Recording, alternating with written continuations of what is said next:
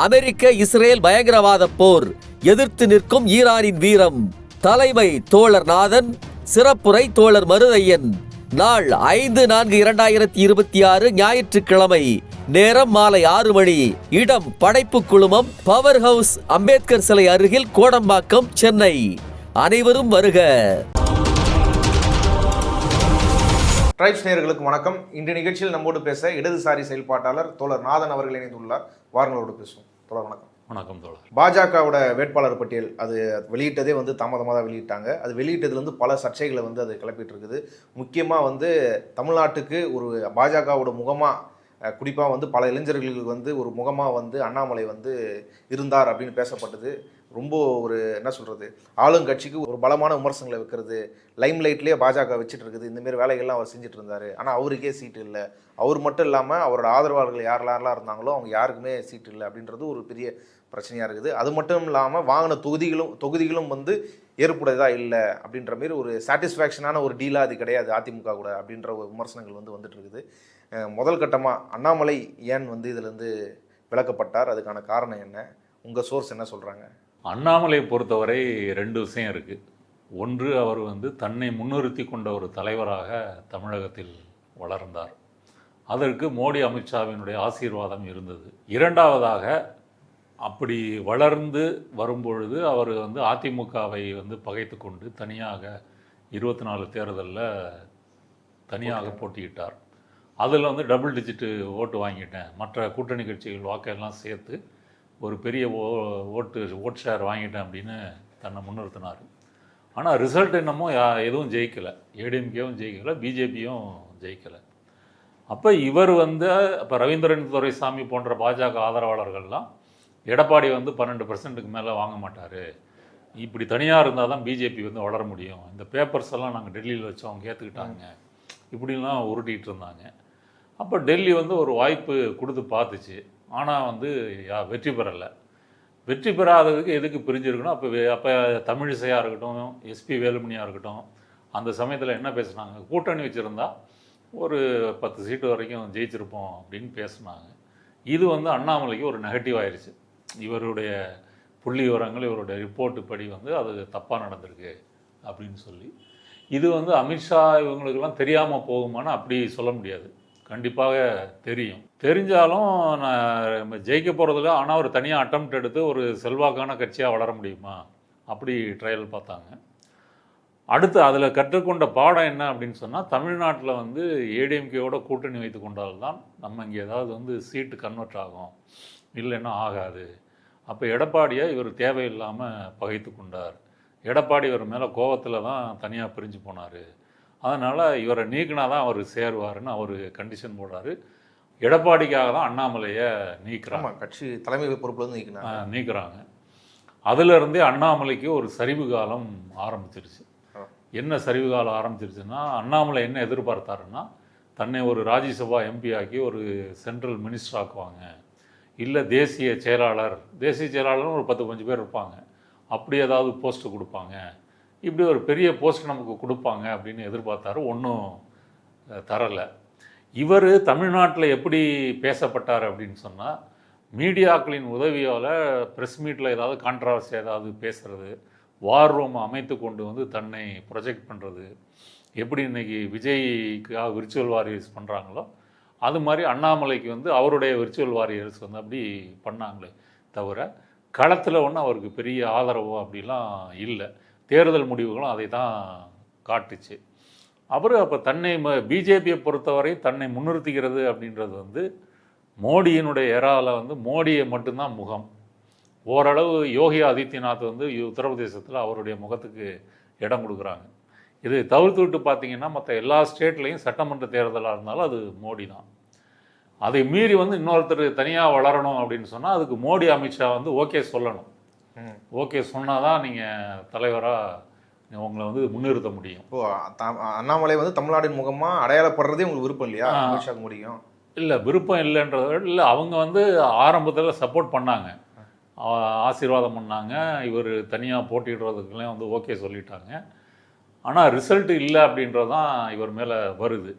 Mean time இவர் மேலே ஊழல் குற்றச்சாட்டு சைமல்டேனியஸாக அதுவும் நடக்குது. அதை பற்றி மாரிதாஸே நிறைய வீடியோக்கள் போட்டிருக்கிறாரு, நம்ம சொல்லணும்னு அவசியம் இல்லை. அதில் கிட்டத்தட்ட ஒரு 500-1000 கோடி அவர் சம்பாதிச்சிருக்கிறாரு. இப்படிப்பட்ட தகவல் வந்திருக்குது. இடி ரெய்டு நடந்திருக்கு அவருடைய மச்சான் இடத்துல எல்லாம்.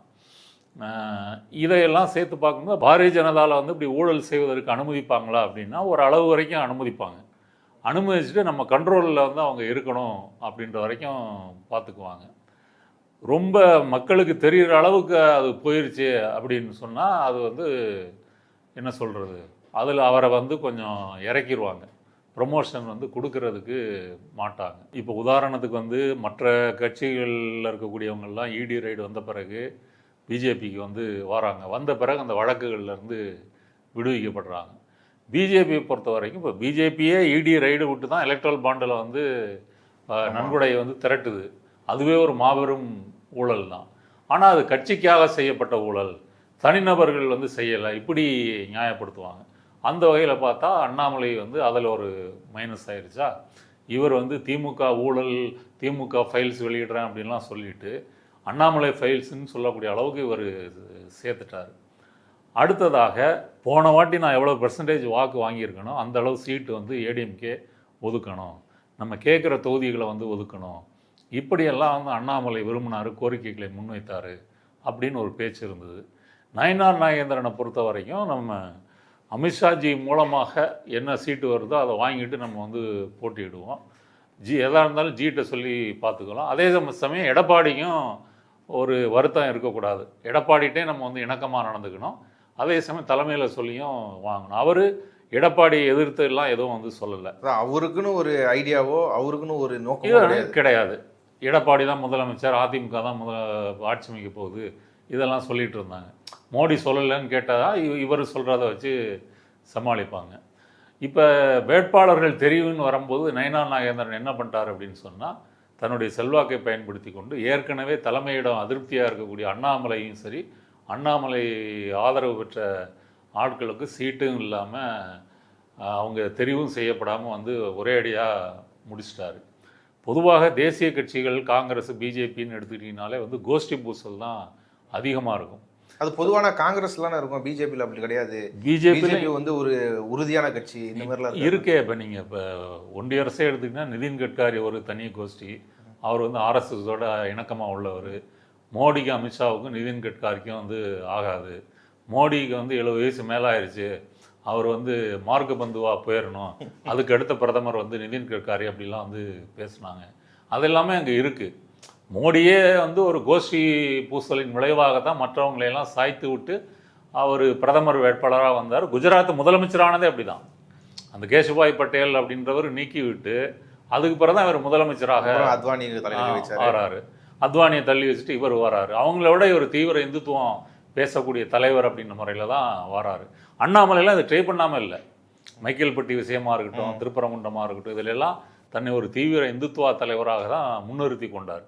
ஆனால் அது எதுவும் பார்ப்பனர்கள் சின்ன பசங்களாக இருந்தாலும் அவங்க காலெல்லாம் விழுந்து அவருக்குள்ள அவங்க அதுதான் செய்யணும், என் கூட நான் இதுதான் செய்யணும்னா அப்படிலாம் வந்து எல்லாம் பண்ணார். ஆனால் ஒன்றும் வேலைக்கு ஆகலை. இந்த காரணங்களால் அவருக்கு வந்து கிடைக்கல. இப்போ நயினார் நாகேந்திரன் இவங்களுக்கெல்லாம் கொடுக்கலன்றது தலைமைக்கு தெரியுமான்னா தெரியும். அவங்க அதை பற்றி பெருசாக அதுக்கு மேலே கவலைப்பட்டுக்கல. நமக்கு வந்து 27 சீட்டு கிடைச்சிருக்கு, இதில் மேக்ஸிமம் எவ்வளோ ஜெயிக்க முடியுமோ அது ட்ரை பண்ணுங்க. இப்போ அண்ணாமலை எதிர்பார்த்தது என்னென்னா, கோயம்புத்தூரில் ஏதாவது ஒரு தொகுதி நமக்கு வந்து வேணும், சிங்கநல்லூர், கவுண்டம்பாளையம், இப்படி வந்து அவர் எதிர்பார்த்தாரு. அவர் மொடக்குறிச்சியில் வந்து போட்டியிட சொன்னாங்க. மொடக்குறிச்சிலாம் எனக்கு ஃபேவராக இருக்காது, கோவை சுற்றி இருக்கக்கூடிய தொகுதியில் தான் வேணும். அப்போ அது இல்லை. ஒரே ஒரு தொகுதி கோவை வடக்கு, அதை வானதி சீனிவாசன் முன்னாடியே அதை எய்ம் பண்ணி வேலை பார்க்க ஆரம்பிச்சிட்டாங்க. அவங்க கோவை தெற்கில் ஒரு பார்டரில் தான் அவங்க வெற்றி பெற்றாங்க, குறைவான வாக்கு வித்தியாசத்தில். ரெண்டாவது இப்போ செந்தில் பாலாஜி அங்கே போட்டிடுறாரு, அதனால் அவங்க கோவை வடக்குக்கு போயிட்டாங்க. அதுக்கு பயந்துட்டு தான் போகிறாங்க. அதுக்கு பயந்துட்டு தான் போகிறாங்க. இப்போ கோவை வடக்கும் கூட செந்தில் பாலாஜியோட இன்சார்ஜ் தான், அவர் தான் அதுக்கு இன்சார்ஜ். கோவை மண்டலத்துக்கு அவர் இன்சார்ஜ் தொகுதியில். அதனால் வந்து கோவை வடக்குலையுமே வானதி சீனிவாசன் ஜெயிக்கிறதுன்றது கஷ்டம். ஏற்கனவே அதிருப்தி இருக்குது, கடந்த 5 ஆண்டுல எதுவும் செய்யவே இல்லை அவங்க தொகுதி மக்கள். ஆமாம், அதிருப்தி இருக்குது. இப்போ அண்ணாமலையின் ஆதரவாளர்கள் எல்லாமே வானதி சீனிவாசனை எதிர்த்து தான் சமூக வலைத்தளங்களில் பேசிகிட்டு இருக்கிறாங்க. அண்ணாமலைக்கு சீட்டு இல்லை, வானதிக்கு சீட்டா இப்படின்னு பொங்குறாங்க. வானதி சீனிவாசன்கிட்ட அவங்க கோவை வடக்கு வேட்பாளராக அறிவித்தோன்னு கேட்டபோது அண்ணாமலை ஏதாவது ஒரு தொகுதியில் போட்டியிடணும் என்பதான் என்னுடைய விருப்பம். அண்ணாமலையின் விருப்பம் கோவையில் போட்டியிடுன்றது. அந்த தொகுதியை வாங்கிட்டு அண்ணாமலை போட்டியிட விருப்பம்னா அவர் எங்கே போட்டியிட முடியும்? அங்கே கன்னியாகுமரி மாவட்டத்தில் போட்டியிட முடியும். அப்போ அண்ணாமலைக்கு அது ஒரு சாதகமான தொகுதியா ஆமாம் அப்படி அவர் கருதுறாரு. ஆமாம், போன வாட்டி 2வது இடம் வந்தார் இல்லையா கணபதி ராஜகுமாருக்கு அடுத்து. அதனால அவர் அப்படி ஒரு சிம்பத்தி வேற இப்போ இருக்குது மேல. அவங்க ஆதரவாளர்கள் இன்னும் கொஞ்சம் வெறி கொண்டு வேலை செஞ்சிருப்பாங்க. அப்படி இது பண்ணாரு, அவருக்கு கிடைக்கல. அப்போ திட்டமிட்டு தான் அதுக்கு முன்னாடி ஒரு கூத்து நடந்தது. அவரை 6 தொகுதிகளுக்கு பொறுப்பாளராக நியமித்தாங்க. பொறுப்பாளராக நியமித்த உடனே பொங்கி எழுந்துட்டார். நான் ஒரு மாநில தலைவர் ஐபிஎஸ்ஸாக இருந்து வந்தேன், எனக்கு ஒரு சில்லறத்தனமாக 6 தொகுதிகளை தாரீங்க, அதுக்கு நான் பொறுப்பா? எங்கள் அப்பாவுக்கு உடம்பு சரியில்லை, அதனால் அதை பார்க்க முடியாது ஒரு லீவ் அப்படின்னு சொல்லிட்டாரு. அண்ணாமலை எதிர்பார்த்தது ஒரு ஸ்டேட்டையே நமக்கு கொடுக்கணும். ஐயா நீ தமிழ்நாட்டுக்கு நீ தாயா பொறுப்பு, நீ பார்த்து செய்யா, நீ ஏதாவது ஒரு 5-6 சீட்டு ஜெயிச்சுடுவாயா, அப்படி பெருசாக வந்து கொடுக்கணும். அவருடைய இமேஜுக்கு குறைஞ்ச 6 தொகுதி இந்த மாதிரி கொடுத்தீங்கன்னா அவர் எப்படி பார்க்க முடியும்? அப்போவே அவர் வந்து முடிச்சிட்டாரு.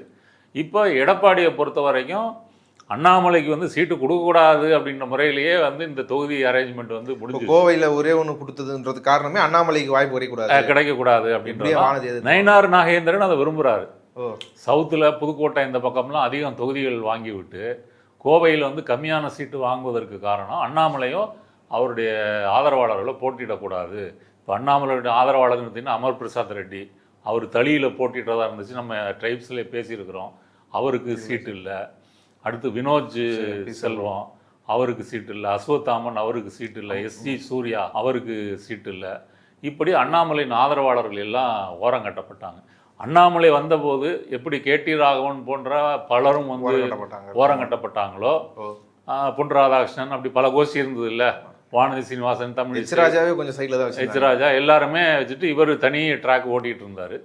இப்போ நயினார் நாகேந்திரன் வந்தவுடனே இவரை வந்து ஓரங்கட்ட ஆரம்பித்தாங்க. இவர் ஆட்களுக்கும் சீட்டு இல்லை.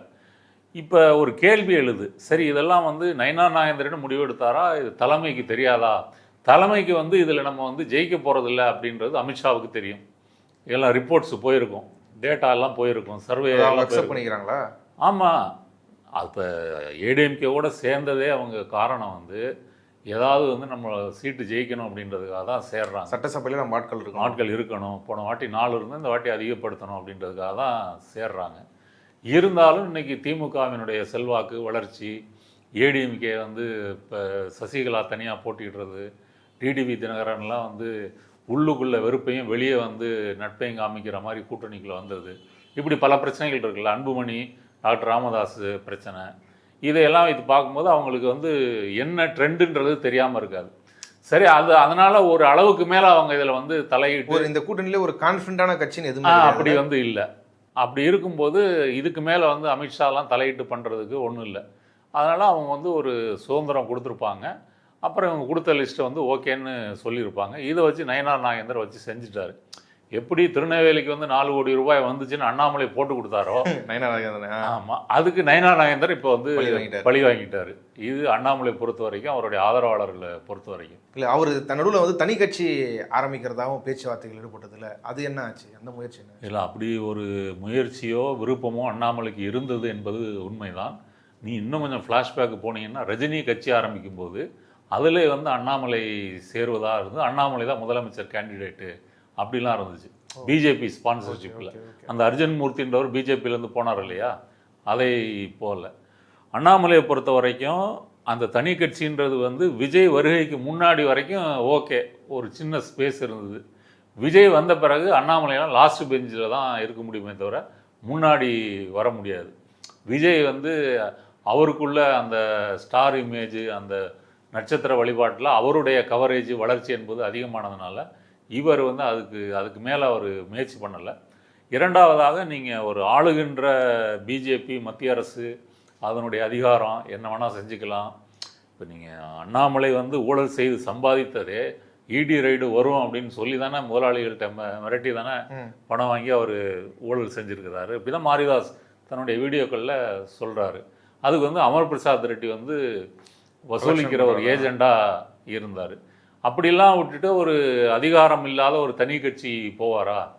அப்படின்னா ஒரு லாஜிக்கலாக பார்த்தா அப்படி போகிறதுக்கு வாய்ப்பு இல்லை. பிஜேபி எதிர்த்து விட்டு ஒரு பேக்கப் வேணும், ஆமாம் அதுக்கு வேணும், ஸ்பான்சர்ஷிப் வேணும், எல்லாம் இருக்கு. அதெல்லாம் இருக்குல்ல, அது வந்து சிரமம் அப்படின்றது அண்ணாமலைக்கு வந்து தெரியும். ஆனால் அந்த பேச்சுக்களை வெளியே வந்து கசிய விடுவது, இதன் மூலம் வந்து ஒரு பயத்தை காட்டுறது, பீதியை கிளப்புறது.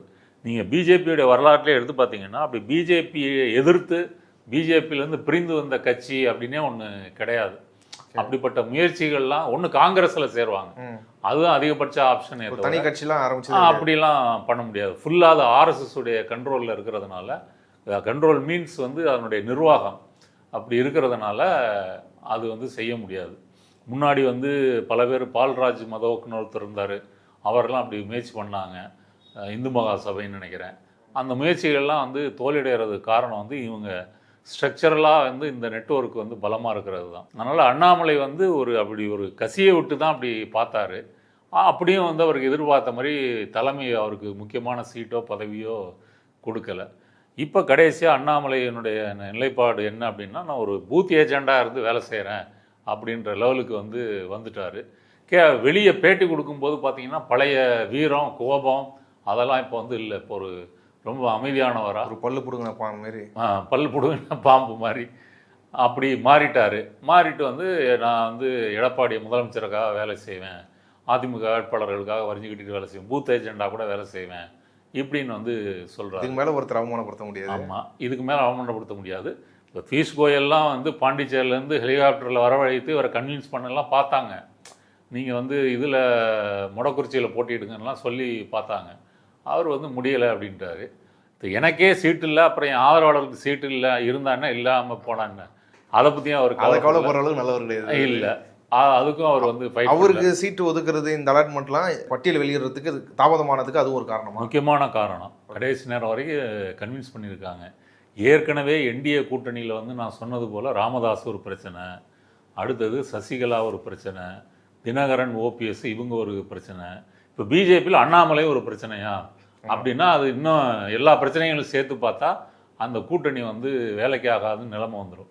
அதனால அண்ணாமலையை கன்வின்ஸ் பண்ண அண்ணாமலையினுடைய ஆதரவாளர்கள் கொஞ்சம் அடங்குவாங்க, கொஞ்சம் நமக்கு ஓட்டு அதிகம் வரும், இல்லைன்னா அவங்கள வேலை செய்ய மறுப்பாங்க அப்படின்ற மாதிரி எதிர்த்தாங்க. இப்போ இந்த துக்ளக் கோஷ்டி அந்த வகை பார்ப்பனர்கள்லாம் வந்து அண்ணாமலைக்கு ஆதரவு. அவங்களுடைய கருத்து என்னன்னா, அண்ணாமலை வந்த பிறகு தான் தமிழ்நாட்டில் வந்து பிஜேபி ஒரு பெரிய வளர்ச்சியை கண்டிருக்குது, அதனால் அவரை கைதூக்கி விடணும், ஆதரிக்கணும் அப்படின்னு அந்த பார்ப்பனர்களுடைய நிலைப்பாடு அப்படி இருந்தது. இவ்வளவுலாம் இருந்ததுனால அவரை கன்வின்ஸ் பண்ணி பார்த்தாங்க, முடியலை. அவருக்கு கேட்குற ஒரே பாயிண்ட்டு, எனக்கு கேட்ட தொகுதியில் அப்புறம் நான் எங்கேருந்து போட்டிடுறது, இதுதான் அண்ணாமலையை பொறுத்த வரைக்கும். இதுதான் கோவையில் இப்போ கண்டிப்பாக பாஜக இங்கேயும் வரத்துக்கு வாய்ப்பு இல்லை, ஒரு சீட்டு தான் அது வரத்துக்கு வாய்ப்பு இல்லைன்றது உறுதியாயிடுச்சு. மற்ற இடங்கள்லையும் போடப்பட்ட வேட்பாளர் வாங்கின இடங்களும் அதில் நிறுத்தப்பட்டிருக்கிற வேட்பாளர்களும் வந்து பொருத்தமற்றதாக இருக்குதுன்றது தான் பலரும் சொல்கிற விமர்சனமாக இருக்குது. உங்கள் பார்வையில் எந்த தொகுதியிலலாம் குறைஞ்சபட்சம் பாஜக ஜெயிக்கும் அப்படின்ற ஒரு வாய்ப்பு இருக்காதான் பார்க்குறீங்க? நயினார் நாகேந்திரன் வந்து திருநெல்வேலியிலேருந்து சாத்தூருக்கு வந்திருக்கிறாரு. திருநெல்வேலியிலேருந்து அவர் வருவதற்கு காரணம் என்ன? திருநெல்வேலியில் மீண்டும் போட்டியிட்டால் நம்ம ஜெயிக்க முடியாது அப்படின்றது அவருக்கு தெரிஞ்சிருக்கு. சாத்தூருக்கு தன்னுடைய முக்குளத்தோர் வாக்குகள் அதிகம் இருக்குது அப்படின்ற நம்பிக்கையில் அவர் வந்திருக்கிறாரு. மற்றபடி அவர் வந்து அந்த தொகுதியை குறிவைத்து ரொம்ப நாளாக வேலை செஞ்ச மாதிரி தெரியலை. ஒரு அதிமுக கூட்டணி ஆதரவு இருக்குது, சாதி ஓட்டு இருக்குது, இதை வச்சு ஜெயிச்சிடலாம் அப்படின்னு நினைக்கிறாரு. ஆனால் வந்து அவர் வெற்றி வாய்ப்பு என்பது கஷ்டம்தான். அடுத்ததாக வந்து அண்ணாமலை ஆதரவாளர்கள் சாத்தூர்லேயும் இருப்பாங்க, அவங்களும் வந்து நயினார் நாகேந்திரனை வந்து ஏற்றுக்கொள்ள மாட்டாங்க. அதனால் நயினார் நாகேந்திரன் வந்து பிரச்சனை தான்.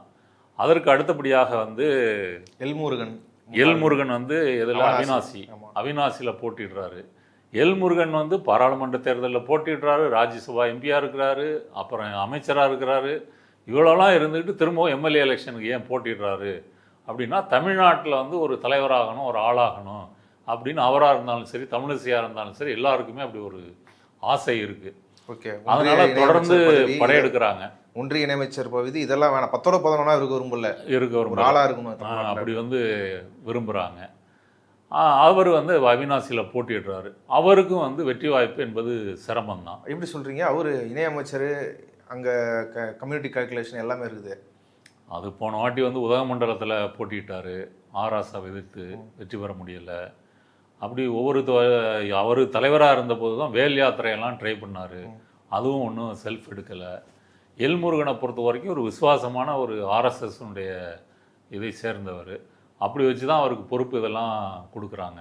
ஒரு ஒடுக்கப்படும் சமூகம் அப்படின்றதுனால அவரை வைத்து கொண்டு நம்ம அந்த சமூகத்து மக்களை வந்து கவர் பண்ணலாம் அப்படின்னு நினைக்கிறாங்க. இப்போ அவினாசிலேயே இப்போ திமுக சார்பாக போட்டியிடக்கூடிய அந்த இளம் பெண் டாக்டர் இருக்காங்க இல்லையா, அவங்க கதையை கேட்டால் அவங்க வந்து ஒரு சாதாரண ஒரு ஃபேமிலி. அவங்க அப்பா அம்மாலாம் வந்து ஏழைகள் தான். அப்போ அவங்க வந்து திமுகவினுடைய நிர்வாகிகளுடைய ஸ்பான்சரில் தான் அவங்களுக்கு வந்து எம்பிபிஎஸ் வந்து படித்து முடிக்கிறாங்க. அவங்கள வந்து ஒரு கேண்டிடேட்டாக அறிவிச்சிருக்கிறாங்கன்றது வந்து இது வந்து திமுகவில் வந்து ஒரு புது முகம் மட்டும் இல்லை, ஒரு சாதாரண குடும்பத்தை சேர்ந்தவர் வேட்பாளர் ஆக்கியிருக்கிறது அப்படின்ற முறையில் ஆக்கியிருக்காங்க. அதனால் இதுதான் அருந்ததி மக்கள்கிட்ட வந்து வேலை செய்யுமே தவிர, எல்முருகன்லாம் வந்து ஒரு பவர் சென்டர் மாதிரி. அந்த பவர் சென்டரில் இருக்கிறவங்க வந்து சாதாரண மக்கள் போய் அணுகவும் முடியாது, ஏதோ நீ உங்களுக்கு தேவையான விஷயங்கள் செஞ்சு கேட்கவும் முடியாது. இப்போ விஜய் வந்து பெரம்பூர்லேயோ அல்லது திருச்சிக்கிளையோ எம்எல்ஏ ஆகிட்டார்னா மக்கள் அவரை வந்து சந்திக்க முடியுமா? சந்திக்க முடியாது. கட்சி நிர்வாகிகளே சந்திக்க முடியாது. ஆமாம். எல்முருகன்லாம் வந்து ஒரு ஒரு ஆர்எஸ்எஸ் அமைப்பு அதன் மூலமாக ஒரு ஆளானவர் தானே தவிர, மக்கள் மத்தியில் இருந்து அப்படி மேலெழுந்து வந்த ஒரு தலைவர் இல்லை. ஒரு களப்பணியாற்றி லீடரானவர் கிடையாது. அவங்க ஃபேமிலியே ரொம்ப படித்த ஃபேமிலி. அதன் அப்புறம் ஆர்எஸ்எஸ் கான்டாக்டு, அப்படி தான் அவர் தலைவர் ஆகிறாங்களே தவிர களத்திலிருந்து உருவான தலைவர் கிடையாது.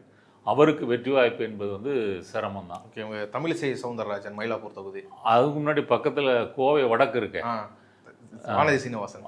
வானதி சீனிவாசனை பொறுத்த வரைக்கும் செந்தில் பாலாஜிக்கு பயந்துட்டு தான் இங்கே வந்தாங்க. இங்கேயும் அவங்க செந்தில் பாலாஜிக்கு பயந்துட்டு தான் வேலை செய்வாங்க.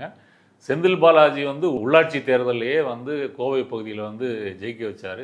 சிறையில் இருந்த போதும் வந்து கோவை உள்ளிட்ட பாராளுமன்ற வெற்றி பெற வச்சிருக்கிறாரு. இப்போ அவர் இன்சார்ஜாக போட்டுக்கிறாங்க.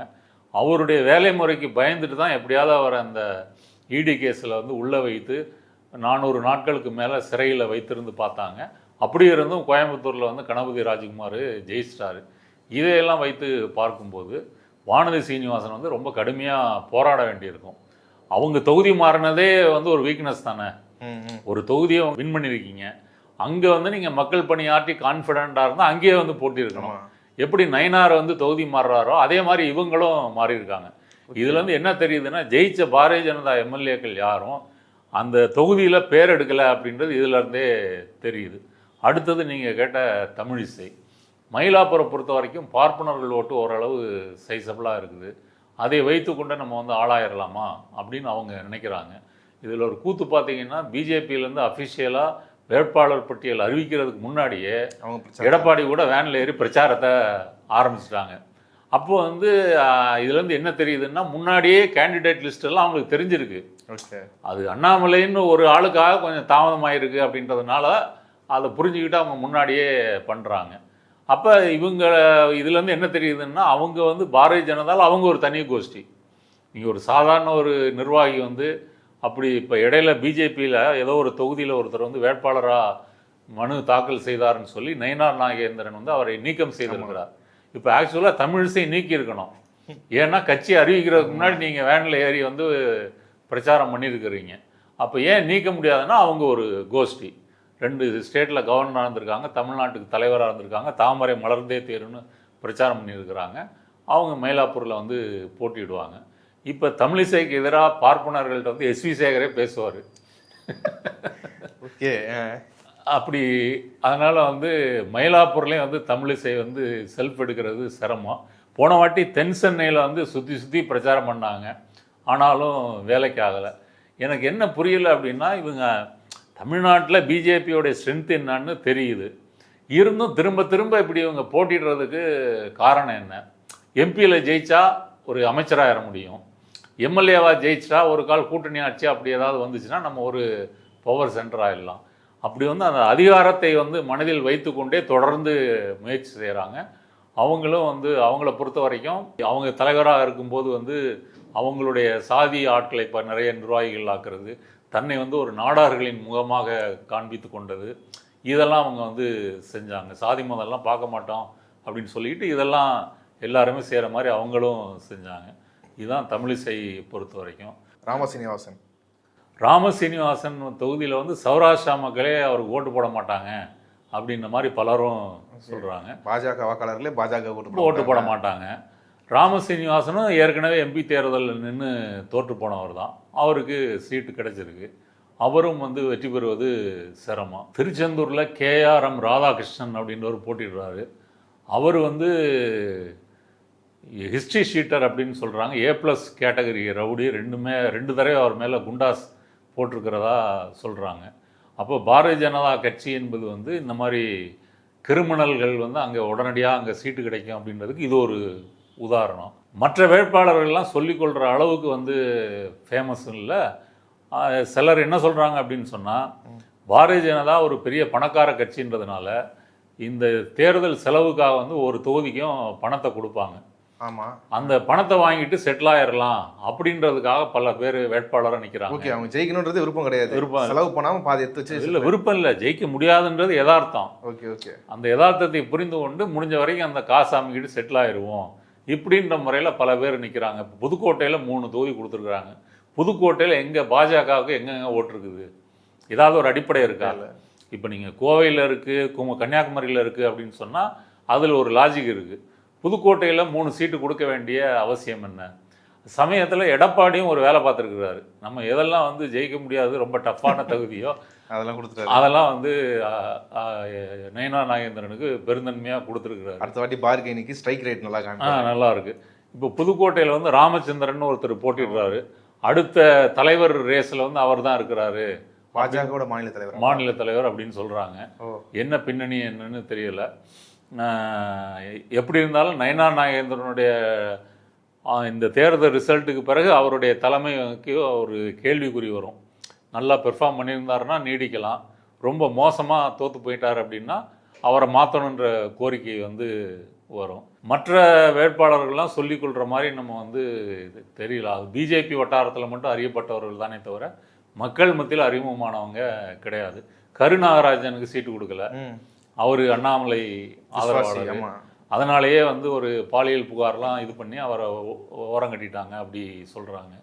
அப்போ பாரதிய ஜனதா பொறுத்த வரைக்கும் இவர் விபி துரைசாமியோட பையன், விபி துரைசாமியினுடைய பையன் சிவகுமார், பிரேம்குமார் அவருக்கு சீட்டு கொடுத்துருக்காங்க. வாரிசு அரசியல் இல்லைன்னு சொல்லிட்டு வாரிசுகளுக்கு தான் சீட்டு கொடுத்துருக்காங்க. அதே போல் வந்து மொடக்குறிச்சியில் வந்து அவங்க சரஸ்வதியினுடைய மருமகள் கீர்த்திகா சிவகுமாருக்கு சீட்டு கொடுத்துருக்காங்க. அவங்க வந்து இந்தியா பப்ளிக் ஸ்கூல் அப்படின்னு ஒரு பெரிய கல்வி நிறுவனங்களுடைய உரிமையாளர்களில் ஒருவர். அவங்களுக்கு சீட்டு, அதுவும் ஒரு வாரிசு அரசியல் தான். அடுத்தது விளவங்கோடில் விஜயதாரணியை வேட்பாளராக அறிவிச்சிருக்கிறாங்க. விஜயதாரணி காங்கிரஸில் இருந்து எதுக்கு பிஜேபிக்கு வந்தானே நமக்கு தெரியல. அவங்க சொன்ன காரணம் என்ன, காங்கிரஸில் வந்து பெண்களுக்கு வந்து ஒரு பெரிய மதிப்பு மரியாதை வந்து இல்லை, பொறுப்பு கொடுக்க மாட்டேன்றாங்க. இவ்வளவு நாள் எம்எல்ஏவாக இருந்தேன், எனக்கு சட்டசபையில் கூட பொறுப்பு தரல அப்படின்னு சொல்லி ஒரு அதிகாரம், பதவி ஆசை, இந்த காரணத்தை முன்வைத்து தான் அவங்க பிஜேபிக்கு வராங்க. அப்போ காங்கிரஸ் என்பது மதசார்பற்ற கட்சி, இந்துத்துவாவுக்கு எதிரான கட்சி, அப்படி சித்தாந்த ரீதியாலாம் அவங்களுக்கு எந்த பிரச்சனையும் இல்லை. தனக்கு ஒரு நல்ல போஸ்ட் கிடைக்கல அப்படின்றதுக்காக அவங்க 24 அவங்களுக்கு சீட்டு கிடைக்கலன்னும் போது அவங்க பிஜேபியிலே அப்செட் வெளிப்படுத்தியிருக்காங்க. அப்படி சீட்டு மாறுறாங்க. இப்போ அவங்களுக்கு எம்எல்ஏ சீட்டு கொடுத்துருக்குறாங்க. இவங்களை பொறுத்த வரைக்கும் இதுக்கு முன்னாடி இப்போ கன்னியாகுமரி மாவட்டத்தை பொறுத்த வரைக்கும் சிறுபான்மை மக்கள் எல்லாமே வந்து காங்கிரஸ் திமுக கூட்டணிக்கு ஓட்டு போடுவாங்க. பிஜேபியினுடைய அந்த வெறுப்பு பிரச்சாரமாக இருக்கட்டும், சிறுபான்மையர் மீதான ஒடுக்குமுறையாக இருக்கட்டும், அதுக்காக அந்த ஓட்டெல்லாம் வந்து விழுது. அப்படி தான் விஜயதாரணி இதுக்கு முன்னாடி ஜெயிச்சிருக்காங்களே தவிர அவங்களுடைய தனிநபர் அப்படின்றதுக்காக ஜெயிக்கலை, அவங்களை முன்னிறுத்தி ஜெயிக்கலை. இந்த முறை அவங்க வந்து நேரடியாக பாரதிய ஜனதாவோட போட்டி போடுறதுனால கண்டிப்பாக மிகப்பெரிய தோல்வியை வந்து சந்திப்பாங்க. ஏன் அப்படின்னு சொன்னால், இவ்வளோ நாள் வந்து காங்கிரஸில் மதச்சார்பின்மை, சிறுபான்மையின் பாதுகாப்புன்னு பேசிட்டு இப்போ நேரடியாக எதிரிட்டையே போய் சேர்ந்துட்டியே அப்படின்றது தான் இந்த மக்கள்கிட்ட வந்து வெளிப்படும். அதனால் அவங்களுக்கு வந்து தோல்வி என்பது உறுதி. அப்புறம் குஷ்புவை மறந்துட்டோம். குஷ்பு வந்து போன வாட்டி 1000 விளக்கில் போட்டிட்டாங்கன்னு நினைக்கிறேன் இல்லையா, 21 சட்டமன்ற தேர்தலில். இப்போ அவங்களுக்கும் சீட்டு கொடுக்கல. ஆனால் சுந்தர்சி வந்து ஐஜேகே சார்பாக அங்கே இவர் மதுரையில் போட்டிடுறாரு, பிடிஆர் எடுத்து போட்டிடுறாங்க. இப்போ குஷ்புவை பொறுத்த வரைக்கும் அவங்க காங்கிரஸ்லேருந்து பேசும்போது ஒரு நல்ல ஊடக வெளிச்சம் கிடைச்சிது, டிபேட்டில் கலந்துக்கிறது, இதெல்லாம் வந்து அவங்களுக்கு ஒரு நல்ல ஒரு பிரபலத்தை வந்து கொடுத்தது. அவங்களே எகைன் வந்து இந்த கொள்கையில் சமரசம் பண்ணிட்டு பிஜேபி எனக்கு ஒன்றும் பெரிய பிரச்சனை இல்லை, இந்துத்துவாவை நான் ஏற்றுக்கிறேன்னு போய் சேர்ந்ததுலேருந்து அவங்களுடைய சரிவு காலம் ஆரம்பிக்குது. அவங்களுக்கு ஒரு போஸ்டிங்கு எம்எல்ஏ எம்பி சீட்டு கொடுக்கலன்றது பிரச்சனை இல்லை, இப்போ அவங்க சீட்டு கொடுக்கலன்றதே ஒரு இஷ்யூ ஆகலை. அந்த அளவுக்கு குஷ்பினுடைய செல்வாக்கு வந்து சரிஞ்சு போயிடுச்சு. அப்போ தமிழ்நாட்டை பொறுத்த வரைக்கும் மற்ற கட்சிகளில் இருந்துட்டு பிஜேபியில் போய் சேர்ந்தீங்க அப்படின்னு சொன்னால் உங்களுடைய பிரபலம், உங்களுடைய வளர்ச்சி என்பது குறையாகத்தான் பார்க்கப்படுமே தவிர உங்களுக்கு அது ஒரு பாசிட்டிவான இதாக வந்து மாறாதுன்றது குஷ்புவோட கேஸும் வந்து அதிலேருந்து பார்த்துக்க முடியும். அதான் பாரதிய ஜனதாவில் வந்து பெரிய பணக்காரங்களாக இருக்கணும், அந்த மாதிரி இல்லைன்னா வந்து ஒரு கிரிமினலாக இருக்கணும், இல்லைன்னா வாரிசுகளாக வந்து இருக்கணும், அப்புறம் வந்து ஒரு ஆதிக்க சாதி ஒரு கம்யூனிட்டி பேக்கப் வந்து இருக்கணும், இப்படி பார்த்து தான் வேட்பாளர்களை வந்து தெரிவு செய்கிறாங்களே தவிர ஒரு சாதாரண ஒரு டீ கடையிலேருந்து ஒரு மோடி பிரதமர் ஆனார் இப்படிலாம் வெளியே பேசினாலும் உண்மையில் அந்த கட்சியில் அப்படி யாரும் ஆக முடியாது. அதில் மற்ற வேட்பாளர்கள் சொல்லிக்கிற மாதிரி உங்கள் கணிப்பு பண்ணி பாஜக ஒரு சீட்டு கூட வாங்காதா இந்த எலெக்ஷனில்? ஒரு சீட்டு கூட வாங்காதுன்னு தான் நினைக்கிறேன். இவங்க தொகுதி மாறி இருக்கிறது ஒரு காரணம். அடுத்தது எல்லாம் அந்த பழம்பெருச்சாளிகள் தான் வந்து அறியப்பட்டவர்களாக நிற்கிறாங்க. புதியவர்கள்லாம் வந்து ஒரு கஷ்டமான தொகுதிகளில் போட்டிடுறாங்க. இது போக வந்து அந்த கூட்டணியில் வந்து அண்ணாமலை தேவையான எதிர்ப்பு வேலைகளை அண்ணாமலை ஆர்மி வந்து செய்யும், அது ஒரு சேதாரம். ஏடிஎம்கேல எடப்பாடி எதிர்த்து வந்து சசிகலா செய்வாங்க, அது ஒரு சேதாரம். இதையெல்லாம் கூட்டி கழித்து பார்க்கும்போது அப்புறம் விஜய் இருக்கார். விஜய் வந்து அவரும் ஓட்டை பிரிப்பார். அவர் ஓட்டுன்றது திமுக எதிர்ப்பு வாக்களை அவர் அதிகமாக பிரிக்கும்போது அந்த ஃபேக்டரும் இங்கே வந்து வேலை செய்யுது.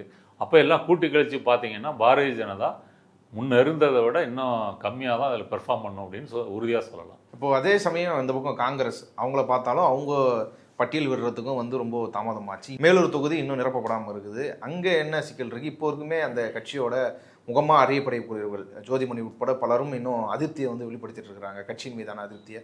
தலைவர் செல்வ பெருந்தகை அவர் வந்து இந்த எலெக்ஷன் ப்ராசஸ்லாம் முடிச்சுட்டு நான் தலைவர் பகுதியிலேருந்து விலகிடுவேன்ற ஸ்டேட்மெண்ட்டை வெளியிட்டிருக்கிறாரு. இதெல்லாம் இன்னும் மொத்தமாக காங்கிரஸே இன்னும் அந்த செட்டில்மெண்ட்டுக்குள்ளே வராத மாதிரியே இருக்குது. இதெல்லாம் காங்கிரஸும் வந்து பாரதிய ஜனதா போல தாமதமாக வேட்பாளர் பட்டியலை வெளியிட்டது அது உண்மைதான். இதில் பிஜேபி ஏன் தாமதமாக வெளியிட்டதுன்றது தான் ஆச்சரியமே தவிர காங்கிரஸ் ஏன் தாமதமாக வெளியிட்டது அப்படின்றது ஆச்சரியம் இல்லை, அது அனைவரும் எதிர்பார்த்தது தான். காரணம் வந்து காங்கிரஸ் வந்து ஒரு களப்பணி செய்து மாநாடுகள், போராட்டங்கள், ஆர்ப்பாட்டங்கள் அப்படிலாம் பண்ணி இல்லாமல் ஒரு பழைய பேரை சொல்லிக்கிட்டு இருக்கிற ஒரு கட்சியாக தான் இருக்கே தவிர, இப்போ ஜோதிமணி சொல்கிறாங்க, ஜோதிமணி என்ன சொல்கிறாங்க, இந்த தேர்தல் பொறுத்த வரைக்கும் மாநில தலைவருக்கோ மற்ற பொறுப்பாளர்களுக்கோ எந்த விதமான அக்கறையும் இல்லை, கட்சியினுடைய எதிர்காலம் குறித்து இல்லை. ஒரு காலத்தில் நம்ம வந்து ஆளுங்கட்சியாக இருந்தோம், அதிகாரத்தில் இருந்தோம், அதை மீண்டும் அதை நோக்கி பயணிக்கணுன்ற பார்வையெல்லாம் வந்து இல்லை அப்படின்னு சொல்கிறாங்க.